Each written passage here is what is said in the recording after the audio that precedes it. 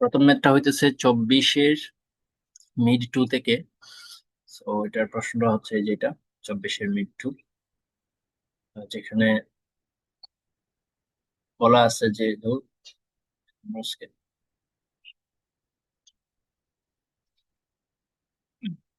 বলা আছে যে কারেন্ট স্পট রেট হচ্ছে আহ, সিঙ্গাপুর ডলার এর দাম। সিঙ্গাপুর এক এক ডলার একটা সিঙ্গাপুর ডলারের দাম হচ্ছে 0.79 ইউএস ডলার। ঠিক আছে, তাহলে একটা সিঙ্গাপুরের দাম হচ্ছে 0.79 টাকা বা ডলার। তো এটা হচ্ছে 0.79 থেকে এটা 60 দিনের মধ্যে এটা 75-এ যাইতে পারে, আবার 83-তেও যাইতে পারে। তো এটা কতটা যাবে কোনো ঠিক নেই, দুইটাই হইতে পারে। এখন হইতেছে আমাদেরকে আরবিট্রাজ স্ট্র্যাটেজি নিতে হবে এবং দেখতে হবে যে প্রফিট কোন জায়গা থেকে লোন নিয়ে ইনভেস্ট করলে, কোন জায়গা থেকে লোন নিয়ে কোথায় ইনভেস্ট করলে প্রফিট বেশি হয়।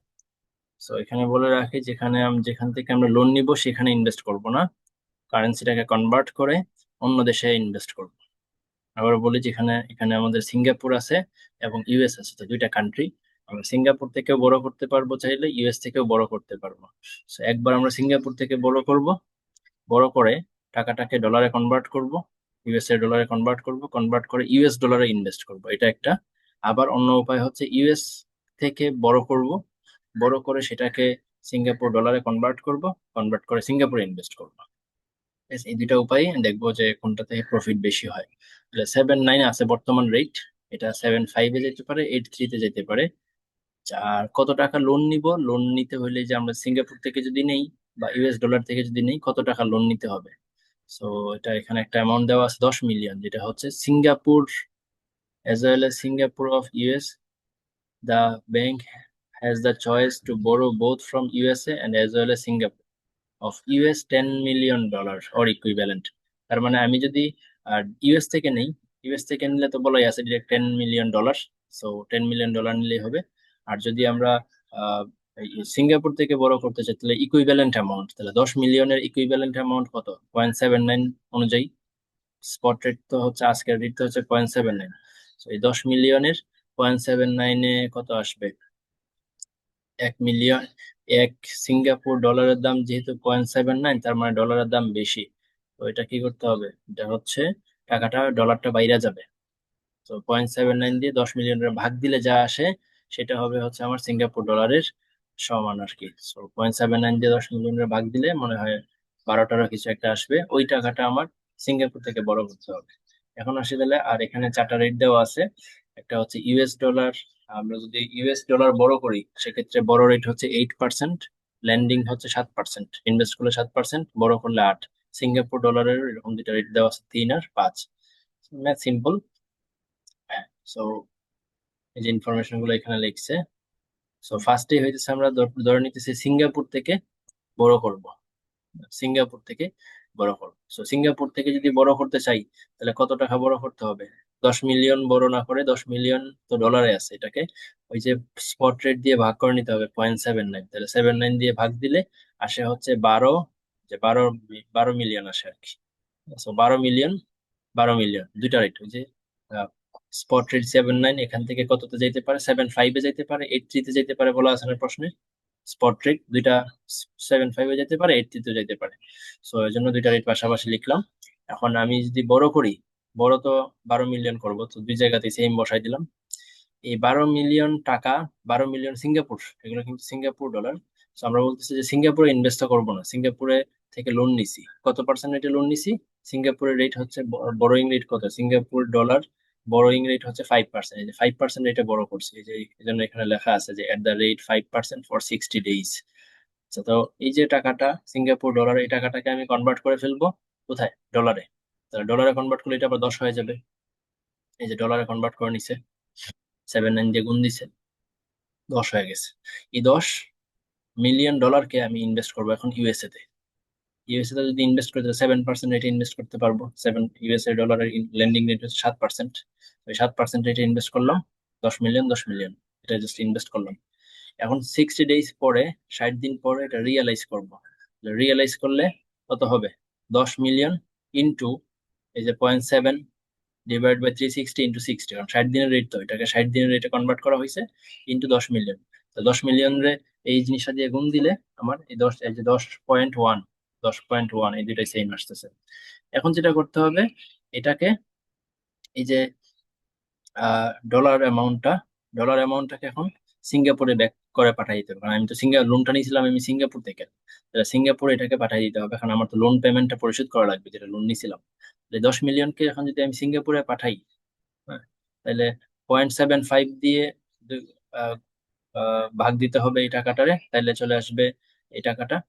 আর 0.83 দিয়ে ভাগ দিতে হবে এই টাকাটারে, কারণ এটা তো 60 দিন পরে, 60 দিন পরে রেট হচ্ছে এটা, এবং অথবা এটা। যদি এটা হয় তাহলে আমার সিঙ্গাপুরে আমি পাঠাইতে পারবো এই 13 মিলিয়ন টাকা। আর যদি 0.838 হয় তাহলে আমি পাঠাইতে পারবো 12 মিলিয়ন টাকা। ঠিক আছে, তো এই দুইটা আমি পাঠাইতে পারলাম। পাঠানোর পরে আমার এখন রিপেমেন্ট করা লাগবে না ওই যে লোনটা। লোন আমি কত নিছিলাম? 12 মিলিয়ন লোন নিছিলাম। এই 12 মিলিয়ন লোনের উপর 5% সুদ ক্যালকুলেশন করছে এই যেখানে, 5% সুদ ক্যালকুলেশন, তাহলে আসছে সেম অ্যামাউন্ট 12.7। এই টাকাটা থেকে 12.7 আমি পেমেন্ট করে দিলাম, তাহলে আমার এটা হচ্ছে লাভ। সেম ভাবে এটা থেকে এটা মাইনাস করে দিলাম, আমার এই পরিমাণ টাকা হচ্ছে লাভ। ঠিক আছে, এরপরে নিচে আবার যেটা করছে, এটাকে এই যে সিঙ্গাপুর ডলারে, এটা সিঙ্গাপুরে আছে, সো এটাকে ডলারে কনভার্ট করে নিচ্ছে। সো ডলারে কনভার্ট করতে হলে ওই যে 0.75 রেটটাকে ইউজ করতে হবে, 0.75 দিয়ে মাল্টিপ্লাই করলেই এটা চলে আসতেছে। সেম ভাবে এই যে প্রফিটটাকে আবার ডলারে কনভার্ট করে নিচ্ছে 0.83 দিয়ে গুণ দিয়ে। সো এই যে 477 চলে আসছে। সো এই হচ্ছে গেল, আমরা কোথেকে লোন নিছিলাম? সিঙ্গাপুর থেকে লোন নিছিলাম। আহ, এখন দেখলাম যে এখান থেকে 543,000 ডলার লাভ হইতেছে, আর এখানে 477 ডলার লস হইতেছে। তাহলে এটা আপাতত এই দুইটার মধ্যে স্ট্র্যাটেজি এটা ভালো। আরো দুইটা স্ট্র্যাটেজি আছে, সেটা হচ্ছে ইউএস এর ব্যাংক থেকে লোন নিতে হবে। একটু আগে লোন নিছি সিঙ্গাপুর ব্যাংক থেকে, এখন লোন নিব থেকে ইউএস থেকে। ইউএস থেকে লোন নিলে তো আমাকে বলাই আছে যে লোন নিলে তুমি 10 মিলিয়ন লোন নিতে পারবা। তো 10 মিলিয়ন লোন নিলাম for 60 days at the rate of 8%। যে প্রশ্ন থেকে পার্সেন্টেজ গুলো নিতে হবে 8%। এটাকে কি করব? এটাকে কনভার্ট করে ফেলবো, কারণ এটাকে তো আমরা ইউএসএ তে ইনভেস্ট করবো না। ইউএস থেকে লোন নিলে ইউএসএ তে ইনভেস্ট করা হয়, এটা আমি শুরুতেই বলে নিছি। যে এখান থেকে লোন নিব, সেটাকে কারেন্সিটাকে কনভার্ট করব, কনভার্ট করে ডিফারেন্ট কারেন্সিতে ইনভেস্ট করবো। তো 10 মিলিয়নকে যদি আমি কনভার্ট করি, তাহলে আহ, সিঙ্গাপুর ডলার বেশি পাবো, কারণ সিঙ্গাপুর ডলারের দাম কম। তো সিঙ্গাপুর ডলারটা বেশি পাবো। 12 মিলিয়ন পাইতেছি। তো এটা বেশির জন্য ভাগ করতে হয়, আর কমানোর জন্য গুণ করতে হয়। এটা কারেন্সি কনভার্সন আশা করি পারার কথা, এটা নিয়ে আমি কথা বলতে চাচ্ছি না, কারণ নর্মালি চিন্তা করলেই বোঝা যায়। 5 ডলার দিয়ে কত টাকা পাওয়া যাবে, আর 1,000 টাকা দিয়ে কত ডলার পাওয়া যাবে। 1,000 টাকা দিয়ে অবশ্যই ডলার কম পাওয়া যাবে, ভাগ করে নিতে হবে। আর 5 ডলার দিয়ে টাকা অবশ্যই বেশি পাওয়া যাবে, গুণ করে নিতে হবে। এই জিনিসগুলো একটু সিম্পলি একটু একটু চিন্তা করলে পারা যাবে যে 10 মিলিয়ন ডলারকে এই সিঙ্গাপুর ডলারে কনভার্ট করলে কি বেশি পাবো নাকি কম পাবো, গুণ করবো নাকি ভাগ করবো। আচ্ছা, যাই হোক 12 মিলিয়ন আসলো। এখন এই 12 মিলিয়নকে আমি কি করব? ইনভেস্ট করে দিব। 12 মিলিয়ন তো এটা সিঙ্গাপুরে কনভার্ট হয়ে গেল। সিঙ্গাপুরের রেট 3%। 3% রেটে আমি এটাকে ইনভেস্ট করে দিলাম। এখন ইনভেস্ট করার পরে এটা রিয়েলাইজ করবে 60 দিন পরে, এটাকে রিয়েলাইজ করতে পারবো, এত আসবে। এরপরে এই জিনিস, এই যে পাইলাম টাকাটা, এই সিঙ্গাপুর ডলার, এটাকে আমি কি করবো এখন? এই 60 ডেজ পরে তো পাইলাম, এটাকে ইউএসএ তে পাঠাই দিব। ইউএসএ তে পাঠানোর জন্য রেট হচ্ছে এই দুইটা, কারণ 60 ডেজ পরে তো আর এই রেট নাই। এই যে এখানে যে রেট ইউজ করছিলাম 7.9, এটা তো আর নাই। 60 ডেজ পরে হয় 7.5 হবে অথবা 8.3 হবে। 7.5 হইলে আমি এত টাকা পাঠাইতে পারতেছি, 9.5 মিলিয়ন। আর যদি 0.83 হয় তাহলে আমি 10 মিলিয়ন টাকা পাঠাইতে পারতেছি। আর এরপরে আমার লোনটা রিপেমেন্ট করে দিতে হবে। আমি যে ওই যে 10 মিলিয়ন লোন নিয়েছিলাম, 10 মিলিয়ন লোন হয়ে গেছে 10.13 মিলিয়ন, 10.13 মিলিয়ন। মাইনাস করে দিলে প্রফিট চলে আসলো। আর প্রফিটটা এটা যদি ডলারেই আছে, এটাকে আর সিঙ্গাপুরে কনভার্ট না করলেও চলবে। এই যে এখানে সিঙ্গাপুরে কনভার্ট করছে, সিঙ্গাপুরে কনভার্ট করার দরকার নেই। এই দুইটা ডলারেও আছে, এই দুইটা ডলারে আছে। সো ডলার, এই 4টা ডলারের মধ্যে আমার চিন্তা করতে হবে যে কোনটা বেশি। এখানে এটা নেগেটিভ, এটা 425 হচ্ছে পজিটিভ, কিন্তু এটা তো পজিটিভটা বড় 543। এইটা হচ্ছে বেস্ট স্ট্র্যাটেজি। এই 4টা স্ট্র্যাটেজির মধ্যে প্রথমটা হচ্ছে বেস্ট স্ট্র্যাটেজি। এরকম আরো অনেকগুলা ম্যাথ প্রিভিয়াসে আছে, যে কোনো দুইটা বা তিনটা বা একটা, যে কয়টা প্র্যাকটিস করলে মনে হয় যে হাত হ্যান্ডি হয়ে গেছে, তো এটা করলেই হবে। আরো অনেক আছে এই ম্যাথ। এরপরে হচ্ছে কোনটা জানি।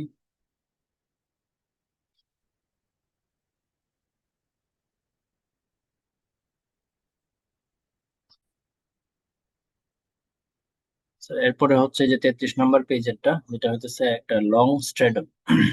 সো লং স্ট্রেডল মানে এই গ্রাফ গুলা তো হইতেছে আহ, একটা পারলেই মোটামুটি বাকি সবগুলোর জাস্ট মেইন স্ট্র্যাটেজিটা জানলেই বাকি সবগুলোর মেথড সেম।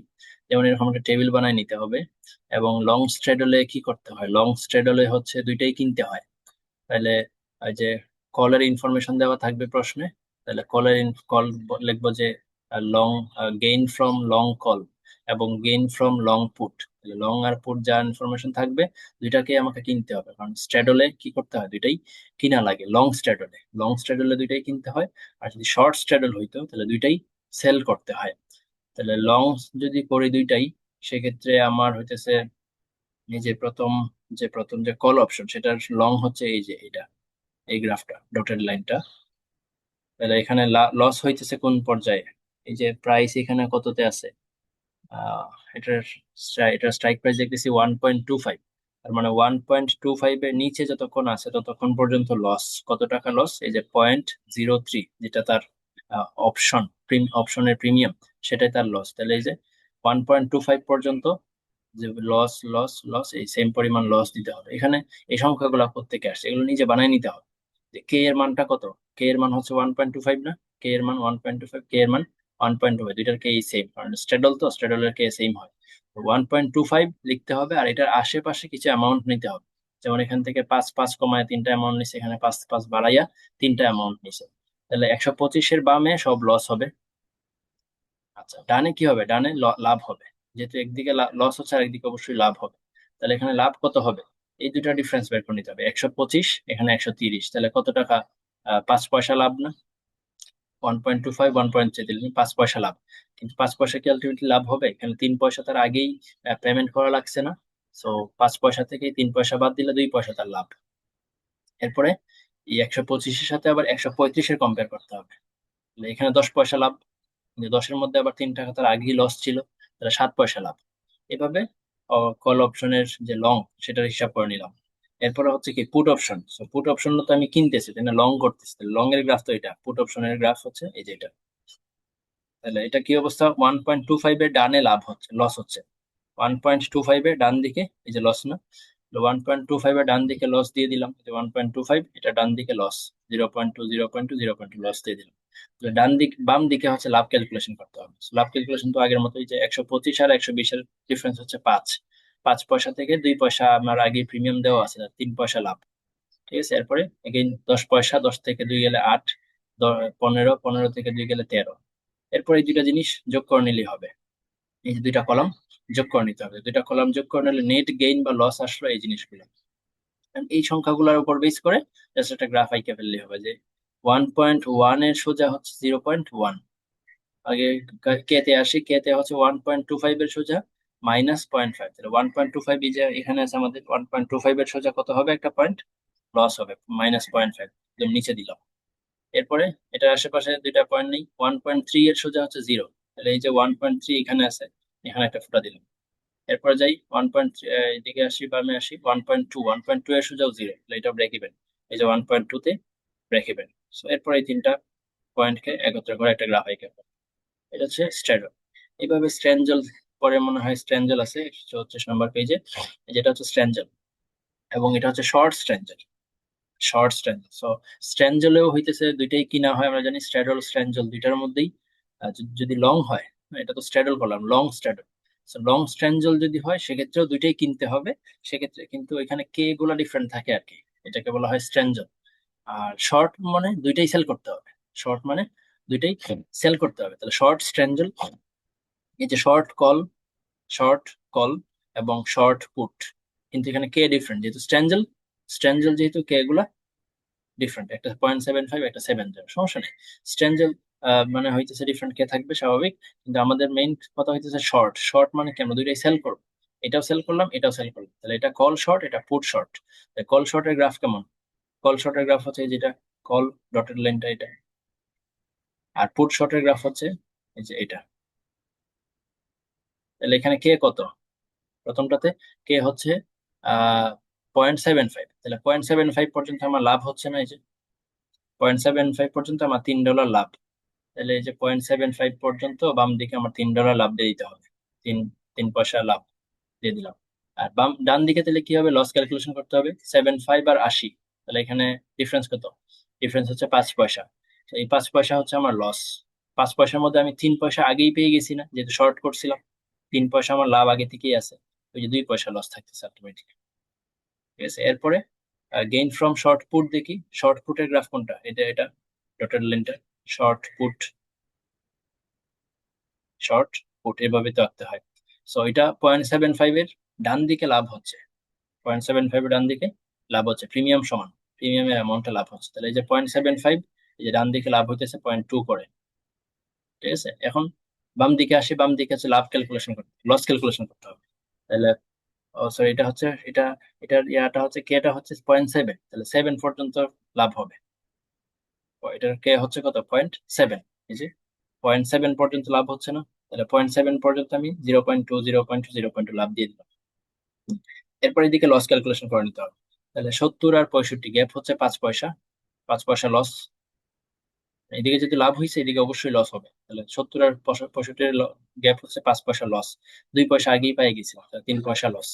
সেম ভাবে 70 আর 60, 10 পয়সা লস, 2 পয়সা লাভ, 8 পয়সা থাকতেছে। এইভাবে চিন্তা করে নিতে হবে। তো এরপরে যোগ করে নিলাম দুইটা, দুইটা লাইনকে যোগ করে নিলাম, আসলো নেট গেইন আর লস, এই সংখ্যাগুলো।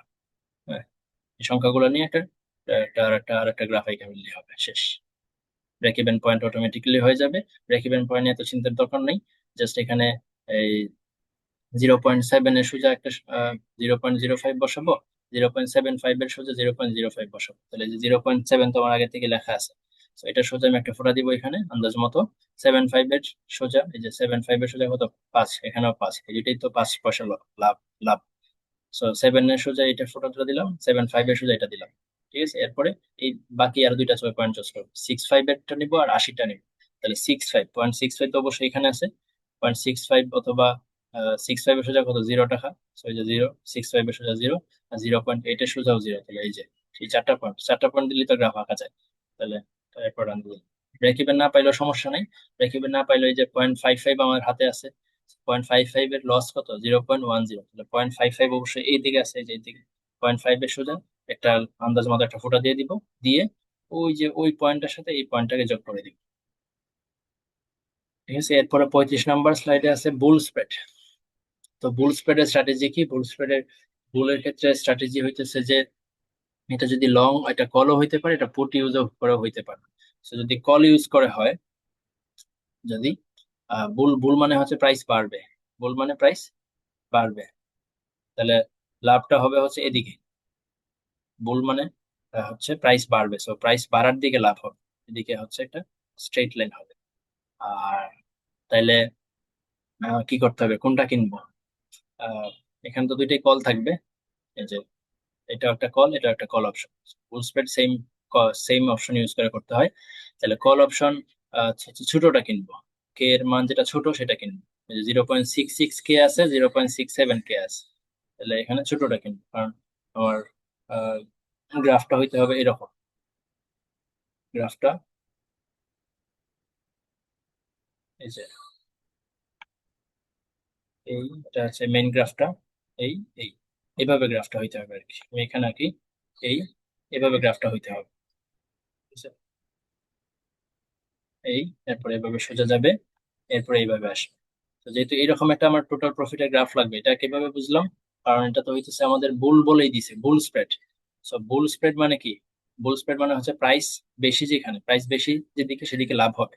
তাহলে প্রাইস বেশি কোন দিকে? এই দিকে তো প্রাইস কম, এদিকে হচ্ছে প্রাইস বেশি। তাহলে এই যে উপরে লাভ হচ্ছে না, সো দিকে লাভ হচ্ছে। সো এখন আমি কিভাবে বুঝলাম যে হায়ার ছোট ক্যাটাকে কিনবো? এই যে আমার ছোট ক্যাটাকে যদি আমি কিনি, তাহলে ছোট ক্যাটাকে যদি কিনি সেক্ষেত্রে আমি একটা কল অপশন, যেটা হচ্ছে আমার কে এর মান 0.66, আর এটার প্রিমিয়াম হচ্ছে 0.02। তাহলে এই যে কল অপশনটা আছে, এই কল অপশনের গ্রাফটা আমার এরকম হবে না? এই যে ডটেড লাইনটা, এই যে এই ডটেড লাইনটা পাইলাম। ছোট ক্যাটা কিনলে যেটা হবে, যে এই যে ভাঙ্গাটা, এই যে একটা ভাঙ্গা ক্রিয়েট আছে, এটা এটা এটা আমি পাবো, ছোট কেটাকে আমাকে কিনতে হবে। আর যদি বড় কেটা কিনি তাহলে গ্রাফটা হবে না, গ্রাফটা ঝামেলা হয়ে যাবে। তো ছোট কেটাকে কিনতে হবে। আর বড় কে যেটা, সেটাকে আমি কি করে দিব, শর্ট করে দিব। ঠিক আছে, বড় কে যেটা সেটাকে আমি শর্ট করে দিব। তাহলে এখন জাস্ট আগের মতো করে যে লং স্ট্র্যাডল স্ট্রেঞ্জেলের মতো করে জাস্ট চিন্তা করলেই হবে। যে প্রথমটা হচ্ছে সাপোজ লং কল, তাহলে কলের এটা কত, 66 হচ্ছে স্ট্রাইক প্রাইস, আর 0.02 হচ্ছে প্রিমিয়াম। তাহলে এই যে ডটের লাইনটা এখানে নিতে হবে। 0.02 কোথায় আছে,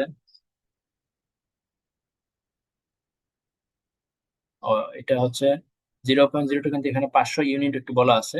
এটা হচ্ছে আহ, একটা অপশন না, এখানে 500টা অপশন চিন্তা করতে হবে।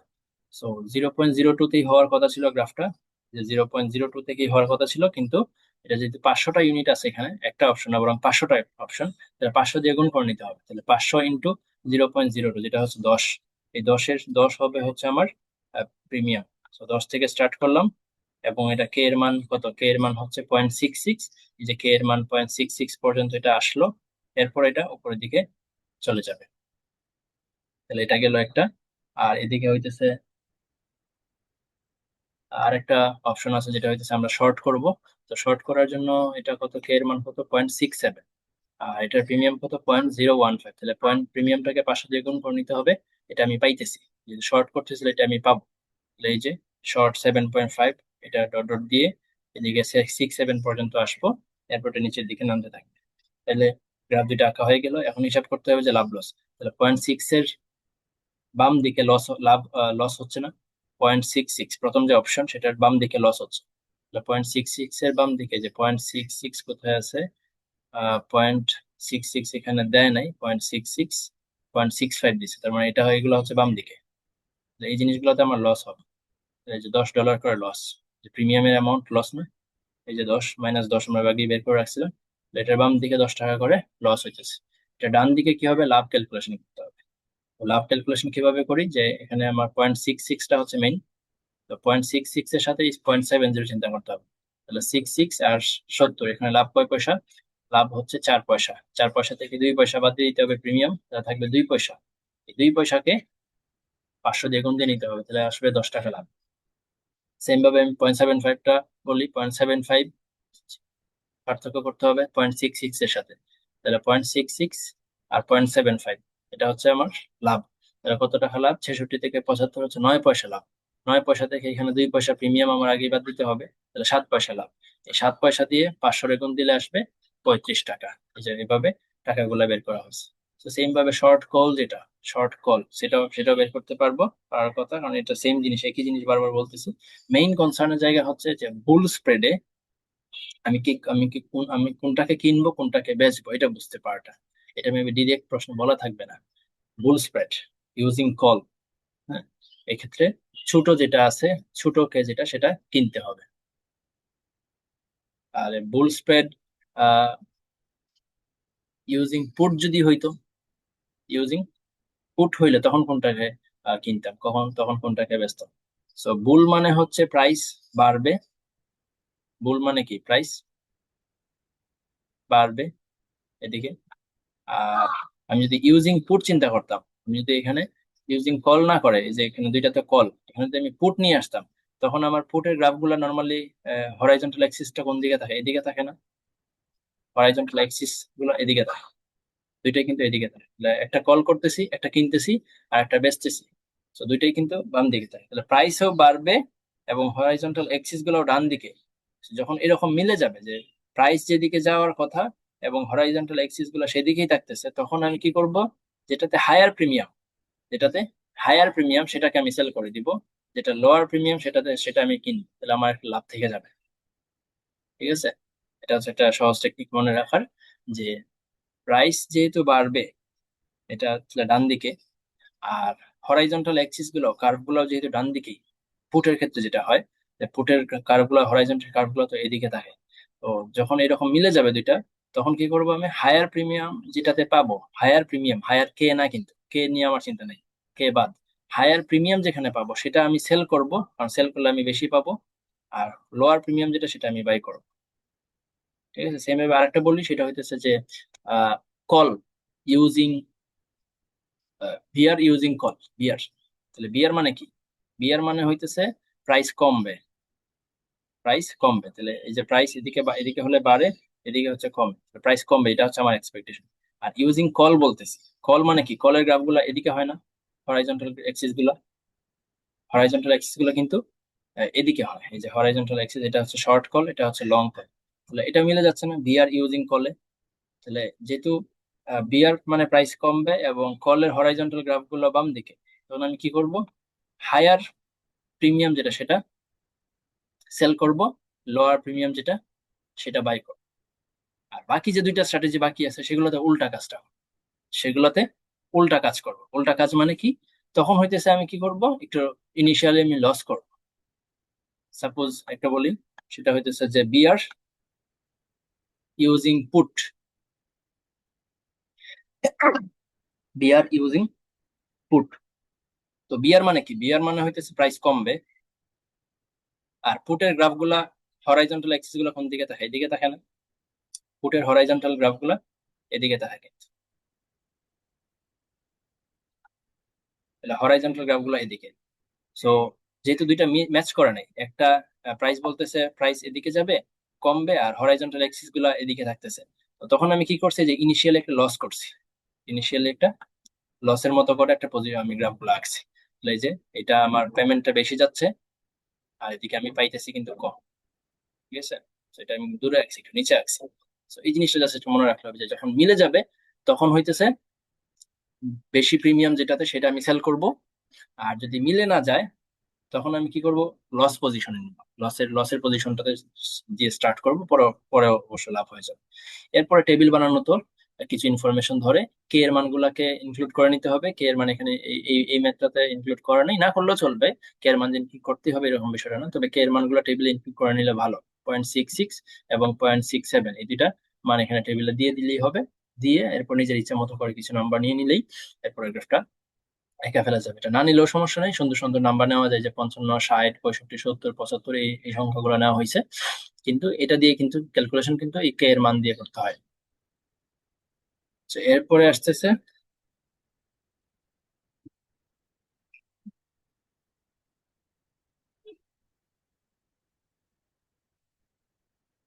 হচ্ছে কত নাম্বার, এরপর হচ্ছে 79 পেজ।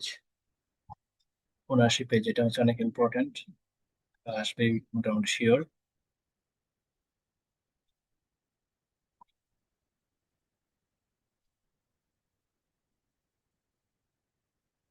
এটা, তো এটা একদম সিম্পল একটা জিনিস, সহজ একটা ম্যাথ। এটা জাস্ট আমি প্রশ্নটার ওপেন না করি, এটা বলে যায় জাস্ট কি হচ্ছে প্রশ্ন থাকবে আর এখানে কি কি আনা হয়েছে। প্রশ্নে থাকবে হইতেছে ইউএসএ, এটা হইতেছে মেইনলি বের করতে হবে আমার তিনটা পাউন্ডের রেট দেওয়া আছে। তিনটা পাউন্ডের রেটে আমার নেট প্রফিট বের করতে হবে। একটা কোম্পানির নেট প্রফিট, ওই যে ইনকাম স্টেটমেন্ট বানায় না, ইনকাম স্টেটমেন্ট বানাইতে হবে মেইনলি। এটা জাস্ট তিনটা রেট দেওয়া আছে, এটাই আর কিছু না।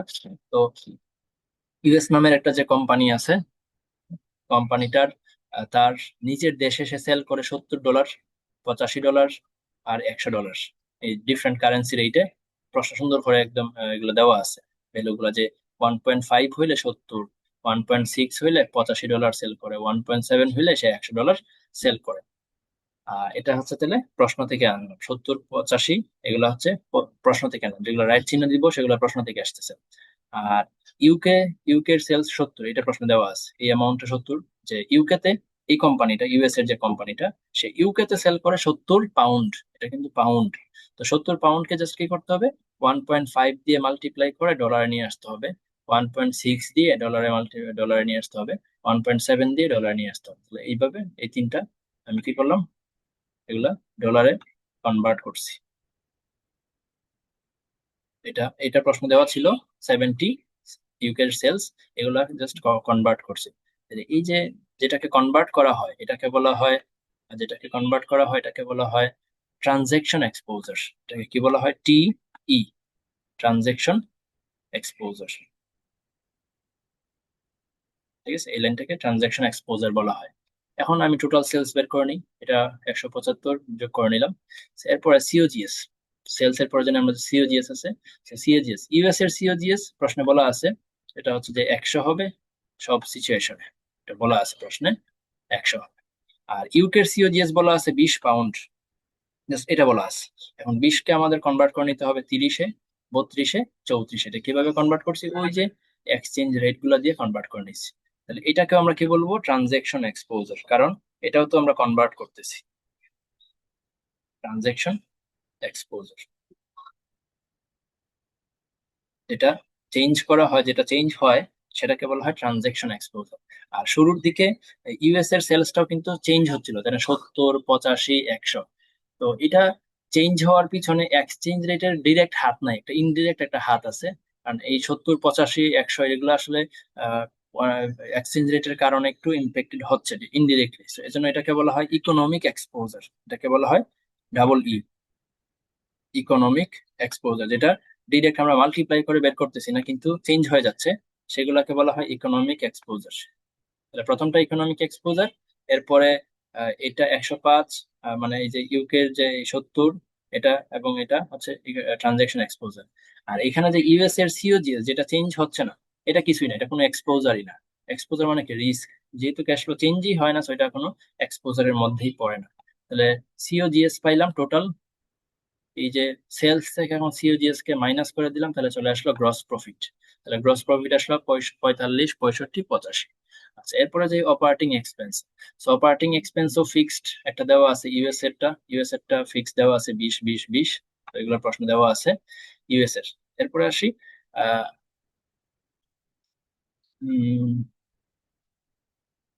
ফিক্সড কস্ট শেষ, ফিক্সড কস্টের পরে আসতেছে ভেরিয়েবল কস্ট। সো ভেরিয়েবল কস্টটা বলা আছে প্রশ্নে যে 20%, 20% অফ ইউএস এর সেলস। ইউএস এর সেলস এর উপর 20%, তার মানে ইউএস এর সেলস কত, ওই যে 70, 85, 100, এগুলো না ইউএস এর সেলস, এগুলোর সাথে 20% গুণ দিয়ে দিতে হবে। 20%, তাহলে 14 আসবে, 17 আসবে, 20 আসবে। ঠিক আছে, 14, 17, 20। সো এটাও চেঞ্জ হচ্ছে, ঠিক না, এটাও চেঞ্জ হইতেছে, কিন্তু এটার চেঞ্জটা ইকোনমিক এক্সপোজারের উপর ডিপেন্ডেন্ট না। ইকোনমিক এক্সপোজারের উপর কোনো কিছু যদি ডিপেন্ড করে সেটাকে কোনো এক্সপোজার বলা যাবে না, এটা মনে রাখতে হবে। ইকোনমিক এক্সপোজার এমনিতেই নিজে দুর্বল, ট্রানজাকশন এক্সপোজারকে শক্ত মানে সবল বলা হয়, কারণ এটা ট্রানজাকশন এক্সচেঞ্জ রেট দিয়ে দিয়ে বের করতে হয়। একটু অফ হয়ে যাবে। ইকোনমিক এক্সপোজার হচ্ছে এমনিতে দুর্বল, এটার উপর বেস করে যদি আমি আবার কোনো একটা পার্সেন্টেজ ক্যালকুলেট ইউজ করে বের করে, সেটাকে আর কোনো এক্সপোজার বলা যাবে না। তো যাই হোক, যেটা বের হয়েছে এটা এগুলা প্লাস করে নিতে হবে, তাহলে টোটাল আমার ভেরিয়েবল কস্ট, টোটাল কস্ট চলে আসলো। ওই যে গ্রস প্রফিট থেকে এগুলোকে মাইনাস করে দিলাম, তাহলে চলে আসলো ইবিআইটি। ইবিআইটি থেকে আমি এখন ইন্টারেস্টটা মাইনাস করে দিব, প্রশ্ন দেওয়া থাকবে ইন্টারেস্ট, এটা একটা হচ্ছে 5 বিলিয়ন, যেটা হচ্ছে ইউএস এর, এটা ফিক্সড, এটা কোনো সমস্যা নেই। ইউকের যেটা 5 পাউন্ড দেওয়া আছে, 5 পাউন্ড, এটাকে কনভার্ট করে নিতে হবে 7.5, 8, 8.5। তাহলে এটা কি ট্রানজাকশন এক্সপোজার, এটা হচ্ছে ট্রানজাকশন এক্সপোজার, কারণ এটাকে কনভার্ট করতে হচ্ছে। সো এই হচ্ছে, তাহলে ইন্টারেস্ট পেয়ে গেলাম দুইটা কান্ট্রির, ইন্টারেস্ট গুলো যোগ করে নিলাম, 12.5, 13, 13.5 আসছে, এগুলো যোগ করলে ওই উপরের ইবিআইটি থেকে এটাকে মাইনাস করে দিলাম, তাহলে আসলো ইবিটি। ইবিটি হচ্ছে 1.5, 15 আর 31.5। এখান থেকে আমি এখন ট্যাক্স মাইনাস করে দিব, ট্যাক্স হচ্ছে 34% ট্যাক্স। তাহলে এখানে -1.5 আছে না, এটাকে গুণ করবো 1 মাইনাস 0.34 দিয়ে, 0.34, তাহলে আমার আহ, কি আসবে, অথবা জাস্ট